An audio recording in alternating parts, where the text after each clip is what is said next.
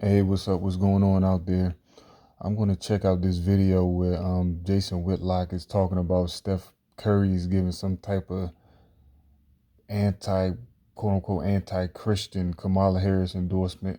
I'm kind of curious to see what he's going to talk about. So I'm going to let it play and give my 1-2 throughout the video. Joining me on this conversation about Steph Curry. Steph Curry, the NBA superstar, has announced he's supporting Kamala Harris. Surprise, surprise. Kamala Harris is a San Francisco liberal, and obviously the Golden State Warriors, filled with San Francisco liberals, Steph Curry. But let's listen to Steph's justification for why he's supporting Kamala Harris. And let's also remember that Steph Curry claims a Christian faith. Play the clip. What was the reaction to that, and why was that so important for you to do? The reaction was great. There's also obviously a lot of noise in terms of anytime you step into this lane, it's going to be received, in a lot of different ways. And for me, it's all about creating conversations that are about being decent human beings, first and foremost. I think we've lost that a little bit to where, obviously, endorsing Kamala is important for me, for my family. Why? What are the issues you care about most? Say what? What are the issues you care about? I just know from especially women's rights and thinking about, what's at stake with this election, and understanding we need to be in a position where women have the right to choose what's right for them. And that's at the top of the list for me. I have amazing women in my life who've, been a huge inspiration to me. But knowing Kamala and having been around her, and I understand she's qualified for this job. She's, I think, representing what it means to be a great leader and being a decent human being in terms of representing our country the right way. So it's an easy choice for me, but to be able to have be in a situation where you can be a part of the DNC, do a video like that, let people know where I feel like, but foster positive conversations, through it all. I think that's what our country needs. All right, before Whitlock gives his commentary, I already know where he's going to go, but you can tell who putting belt to ass in that relationship. It's definitely his wife, with this whole reproductive rights thing. Now I'm going to admit I'm not too nuanced on certain policies and stuff like that, but I know certain things, like if somebody got raped, or the child could be harmed if they were to give birth, or the mother that was giving birth could, possibly perish or have some health, ramifications go on, things like that. But if you just aborting a kid, and the kid is what, 2 months old or something like that, 3 months old, like, come on, like that's just ridiculous. Excuse me. And I think that's what some of these particular Republicans are talking about. Where you at, particularly in your trimester. If you're like that far along, then you basically just offing the kid. But I'm gonna see what Whitlock has to say about what Steph Curry just said. A decent human being, allegedly Kamala is, and that's basically saying, hey, I don't like Donald Trump and neither does my wife, but also women's rights and woman's right to choose. That's obviously abortion. And Steph Curry claims to be of Christian faith. I don't think you can be pro-abortion and be a legitimate Christian. I don't think you can be pro-matriarchy and anti-patriarchy and be a true Christian. I disagree with Steph Curry here, but he's been programmed like everyone else into thinking that politics and the election is about, hey, who do you like? Like, that's the most important question, not, hey, what policies are going to be pushed by this person, and are they consistent with my alleged values? That's what. Like I said, his alleged values lie with his wife. His wife is putting belt to ass. She's really the fuel behind that fire. You can tell who really runs that particular relationship. And, he has all the daughters, his mom, so who's really, really pushing that on him or making him step out and say certain things that he might not agree with. We should be having a conversation about, but Steph's doing what's comfortable for his social life, comfortable as an athlete in San Francisco, in the Bay Area, Northern California. He's taking... Oh yeah, another thing, like the coach, Steve, I can't think of his last name right now, but Steve, like, he's a super duper liberal, super duper so-called white liberal. So I mean, that could be having some influence on Steph too. Who knows? The much wider path. He's not following the narrow path. But TJ, your thoughts on Steph Curry and his support of Kamala Harris and his justification? I'm in full agreement. Steph Curry is not a Christian, and everybody should stop pretending so, and we should stop talking about him like he is a Christian. That he didn't come out and say... Another thing too, to this gentleman too, what is a Christian? Can he even define what a Christian is? A so-called Christian nowadays, by nowadays terms? Hey, look, tax policy is a big deal to me. And, the Bible's not that clear on it, but I'm a Christian. And so I think we should have higher taxes. We could sit and argue about taxes. What he came out and defended, first of all, he was painted into a corner. You could tell he got caught off guard by that question because he didn't know any of her policies because she won't tell us any of her policies. We're 60 days out from the election, and she's held one interview. And as everybody points out, she needed her, support animal next to her in Tim Walz. So she doesn't have any policies. In fact, the policies that he ripped on much of the last few years, along with all the rest of Democrats, she's switching on. She wants to build the wall now. And so he doesn't know her other policies. That's the only thing. He got caught with his pants down. Well, what policies do you care about? Abortion. So it's the only thing he could come up with. And then, as you pointed out, he followed that up with, we need to foster a positive conversation. We need to be decent people. Yes, murdering children in the womb is making us innocent people. And again, the Bible is quite clear on this. I mean, it's not up for debate. There's a lot of otherwise left-leaning, who I would actually consider to be Christians, who won't vote Democrat because of the abortion issue. The Bible is so clear on this in Psalm 139.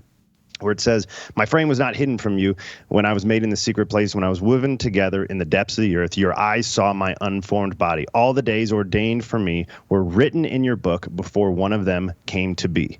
Okay? Clear as day. Every day that I have existed was written in the book before I ever came to be. That is an indictment on everything that Steph Curry just said. And go to Jeremiah 1:5. Exodus 20. Proverbs 6 says there are 6 things that the Lord hates. One of them is hands that shed innocent blood. Okay, so Steph Curry has decided this is the path that he wants to take. And I'm telling you, So I don't know this guy with Whitlock. I don't know if he's like some Bible thumping guy. I don't know. Some of the passages he just mentioned is like, doesn't have anything to do with that one, especially I think the one with Psalms, the first one he mentioned. But you could tell he's just like one of them guys, just like Bible thumping, just quote unquote like links everything with the Bible, even if his information is off. Read Matthew 24, and it says, look, this is my interpretation of it, and you come get Virgil to clean up my mess here if there is one. I don't think so. Christians will not be deceived in the way that non-Christians will be. And if Steph Curry believes this... Exactly, in his interpretation. That's why I stated just a few seconds ago, like, his interpretation, quote unquote, is off. Like, this guy clearly doesn't know what he's talking about when it comes to the good book. He is deceived, which tells you he's not a Christian, and somebody needs to go share the gospel with that guy. So, human beings look for ways to subvert the Bible. And it takes a lot of discipline and a lot of courage to fight that instinct that, hey, I know I'm not supposed to do this, but this is a special situation. It's Thanksgiving. I'm going to be gluttonous. Just on this, we look for little ways to subvert the Bible, and because literally I used to do it. I was like, and you'll think I'm joking or I'm just going to a conversation that I use all the time, but literally, I know I'm going to a strip club, but there's certain things I won't do. And I will, if this opportunity comes up, I will talk about Jesus Christ. And so I could come up with all kinds of little ways to justify doing the wrong thing. And that's what Steph Curry has done here. And a lot of people have done, well, yes, I know that this and this is wrong, but Donald Trump's really mean. And he's not promoting a positive. See, this is the thing with Whitlock. He's using his quote unquote Christian faith as a guise as being a patriot, really. Like if somebody, like the good men and the good women who really in the knowledge know that this country wasn't founded on a good book, and people that call themselves Christian, like whatever the term may be, whatever they want to go by nowadays, they don't know. They don't know history. They don't know biblical, true scriptural meaning, true text, prophecies, laws, anything. Positive conversation. And Kamala Harris, the Democrats, they're doing a lot of things that are against my religious values, but at least they're kind of nice about it. They're being nice, and castrating little kids. That's gender affirming care. So they've put a real nice explanation on castrating and harming kids, and women's reproductive rights instead of the slaughter and sacrifice of babies in the womb. And so that's what he's defending. Is like he's defending evil because it's packaged in a nice way. And it gives him the out, and Trump and his mean tweets, and we're not represented on the world stage in the right way. It's sad. He's not alone. We all look for excuses to be disobedient, and he's found his. He's taken the very easy path, and it's why money, the worship of mammon, and just the trying to serve two masters. You want to be rich, you want to be famous, or do you want to be obedient to God? He wants to be rich and famous more than he wants to be obedient to God. Yeah, and generally, I mean, we again, you have to ask yourself, Jason, what is being obedient to God? I guarantee you that man couldn't tell you that. He couldn't tell you the difference between a scripture and a KFC menu right now. Well, actually, he could. He definitely could tell you what a KFC menu could look like. But I'm just saying, like he doesn't know the difference. He doesn't know up from down when he's talking about the book at all. About this a lot, particularly as you say in the black community. Oftentimes, the women are the breadwinners. That's not the case for him. He's making all the money. He shouldn't be having to answer to this woman.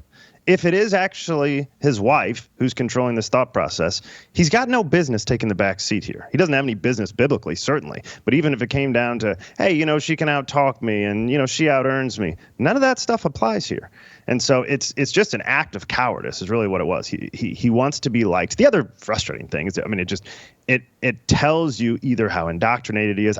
Steph Curry certainly doesn't come off as a stupid person, but he does in this conversation because Donald Trump is the most pro-abortion Republican that I can ever remember. Probably that's ever existed. I mean, he took the sanctity of life out of the official Republican platform, and this isn't the card to pull on Donald Trump, who's like, hey man, don't look at me.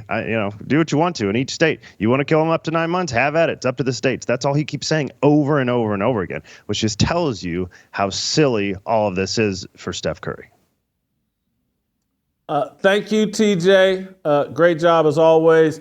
Thank you guys for watching. We'll see you next time. All right, yeah, that's the end of the video. Steph could have did this. He could have just fell back and said, you know what, I'm not too familiar with what's going on right now politically, and I'm just going to take a step back. because I'm not qualified. That would have ended that whole conversation when he had with the one he had with the reporter. Because honestly, a lot of these people are not qualified to have those conversations.